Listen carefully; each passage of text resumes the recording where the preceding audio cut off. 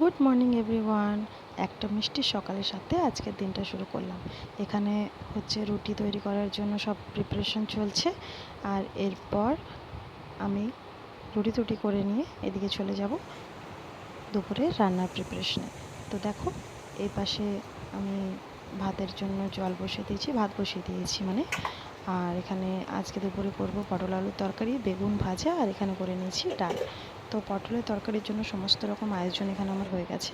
চলো তোমাদেরকে আমি নিয়ে যাই এক নতুন জায়গা। এটা হচ্ছে আমার ব্যালকানি এবং এটা হচ্ছে আমার সব থেকে পছন্দের জায়গা। এই যে গাছগুলো দেখছো, এগুলো খুব শখ করে আমি লাগিয়েছি। এই যে মাটিগুলো দেখছো, এখানে আমাদের একটা ফাঁকা জায়গা আছে, এখান থেকে আমি নিয়ে এসেছি এবং টবে এগুলো এক এক করে গিয়ে পরে আমি কিনে নিয়ে এসে এখানে দেখো গাছগুলো লাগিয়েছি। তো এটা খুবই আমার একটা পছন্দের জায়গা। এখানে অনেকটা সময় আমি কাটাই, বিকেলের দিকে বলো সকালে